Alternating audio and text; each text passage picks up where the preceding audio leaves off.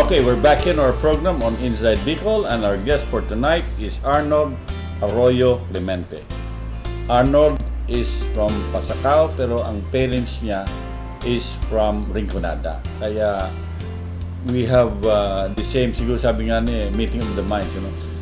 Arnold, aram ko na you've stayed a long period of time sa America, now you're back here. Let's talk about some of the work attitudes, because aram ko na may mga na-observe ka, ako man may na-observe man, having also traveled.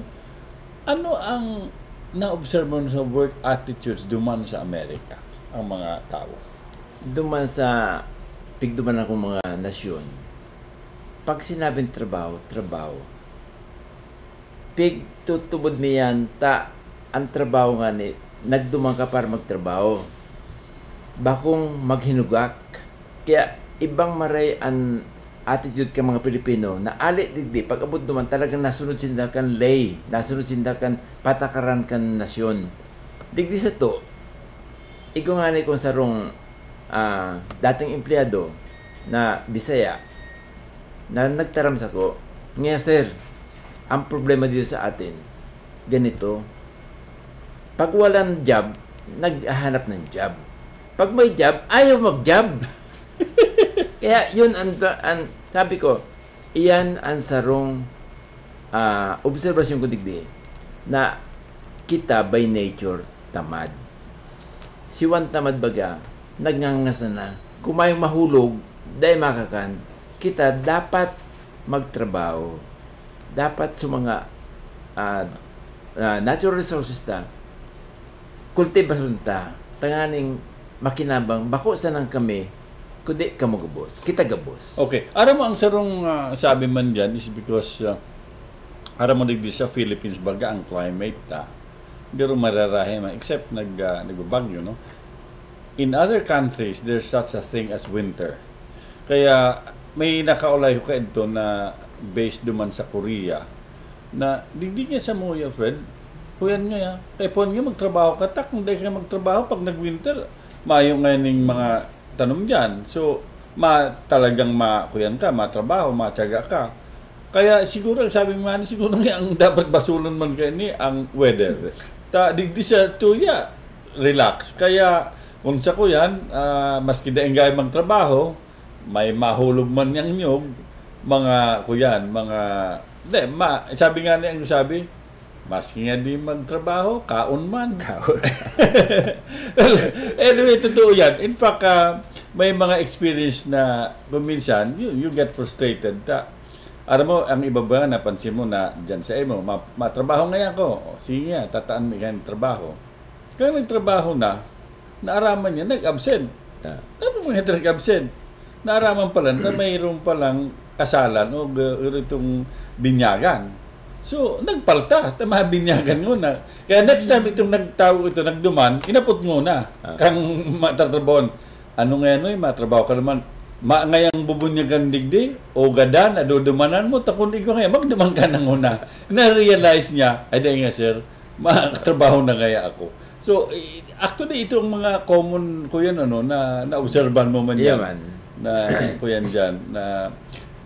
You were telling me earlier nga, sabi mong, may ilalaog ka. Pag may ilalaog ko, okay na. Nakaulay ko na sa employer. Out of, saro sa ng bakante, 20 applicants. Niya ko isingit na kaduman. Kang primero, iyo po ngaya. Pagbalik sa ko, nag-apply na po ngayon ko sa iba. Yan saro yan sa mga sinasabi kong abong magtrabaho. Kontento na sa buhay ninda. Napainom-inom na sana. Nyaon nga si tatay, mapakakan na ako. Iyon baga. Kaya, kita mga nagduman sa ibang nasyon, na-experience natin na yan. Kaya, mapuli ako digdi, mag-give ako sa date na negosyo na makataon ng employment. Iyon sana, ugman ako kaya makatabang. Ang iba nga malaog pa lang sa trabaho. Sasabihin na, dataapin na yung trabaho, ilalaog ka. Si tawong, first question pick-upot niya, pirang na yung sweldo. Dahil pa nga inaarang ko yan, si sweldo na tulos. So, Tama yan na siguro. Now, sa States, how does one get a job? Paano ang pwede man? Sa Muya, nag-i-eskwela ka pa lang, pigti-train ka na, kan eskwelahan. Igo kaming inaapod na intern. An intern sa Tuya, garong OGT. Pero duman sa Muya, sa Amerika, bako sa Muya, ako taga Bicolano ako. Duman sa Amerika, an intern may sweldo. Kaya digdi man kaya sa Pilipinas, sa Tuya, an OGT, sinda pa minabayad sa pigatrabawan nila. Yung kaibahan sa naman. Pero ito nga kung alibawa third year college ka na, ma-intern ka na sa sarong employment office na kung magustuhan ka to, pag graduate mo, automatic, empleyado ka na duman.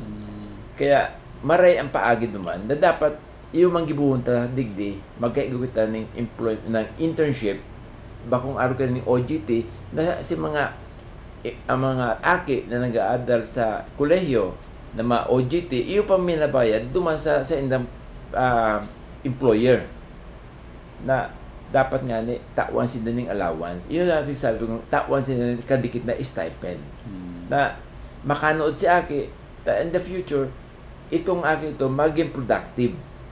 Digdi kaya, dahil nga sa kakulangan ng sentimos, kakulangan ng kahirapan kan pamilya, dahil kayang magbayad sa pamilya ng kwarta duman sa employer na mataon ni espiritu mo sa aking ito. Kaya kadaklan kan mga aki na graduate sa kolehiyo digdi, mayong aram, mayong experience. Kaya pag abot sa interview, ano ngayon noy nanonood mo? Ika nga auto mechanic. Ano ngayon tatanong ko niya sa spark plug? Dahil po ngayon. Taano? Dahil ka na yung OJT. Kaya yung nga sabi ko na dapat encourage kang gobyerno na dahil naman magbayad so mga aki duman sa employer na dapat na magtao sa indan ng internship. Yeah. Pero alam mo mga Pilipinong matitibay, itong mga mekaniko, madaling mag-irahin ng auto, dahil mo lang pag-aputon kang prinsipyo sa dahil mo nga, basta maandar nga yan. So, saro man yan sa mga, duman sa Amerika, ang matrabaho sa gobyerno, igwaman sila inaapod na civil service? Ano ang duman sa Amerika, usually, unrise kan employment is through merit. Kung maray ang pagtrabaho mo, ma-rise ka from the bottom to the top. Dahil pwedeng rekomendado nga ni congressman o ni mayor. Dahil duman sa Amerika nagyakuin kan digdi sa to, garubagang napud kan political appointees. Duman sa ibang nasyon, kung maray ka magtrabaho, maski janitor ka, magiging manager ka, dahil nga sa sipag mo. Ang mga Pilipino, by nature, pag nasa ibang nasyon, masipag. Agree ako dyan. Maray magtrabaho. Agree ko dyan. Maski si aputon mo, number 1 na nurses, ali sa Pilipinas. Pero pag nyaon digdi, ilingon mo yan. Paturo ko sa stasyon kan, nursing station. Iya baga. Ako, makulgan na si makukulgan. Pero iyan na observeran ko. Magdiyan ka sa mga kuyan, college student, college graduate, niya ako sa McDonald's. Sayang ang inadalang kaya. Dahil sila natawan ng oportunidad na maglangkaw ang posisyon. Kaya nga sabi ko, ang Pilipino dapat maghigos. Tayo yan ang stepping stone na maging successful sa buhay. Ano yan napansin ko sa ibang countries, halimbawa sa Taiwan, Korea, most of them garo business oriented. Digdi sa Tuya, garo more of an employment oriented. Anong pagmati mong kuyan diyan? Yung nga ibig sabi ko, gusto kaya ka mga nyaon digdi sa to, empleyado na sana. Abo nindang takot mag-invest.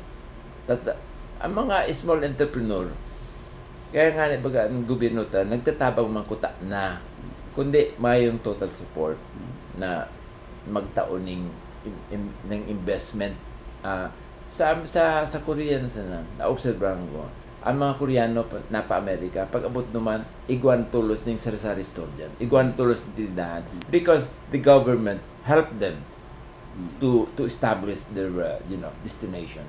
Kaya nga kung matabang man lamang ang gobyerno tatawan ng incentive ini mga kabataan, agreeable ko yan na maglangkaw ang kabuhayan. Iyon dapat ang asikasuhon digdi. Bako kung politiko, kung magkuya sa politics kasi ang politiko digdi ako tama ng maglaag ng kadikit na negosyo, makatabang, magtaon ng employment. Pero sa politiko, ko, hands up ako dyan. Okay. We will talk in a while. I've noticed that gulpi naman mga Filipinos who are now well settled sa Amerika, tapos sa pag-adult, and then karigwa naman trend nun yan na they would like to come back here. So siguro maululay kita kayan when we go back. So don't go away.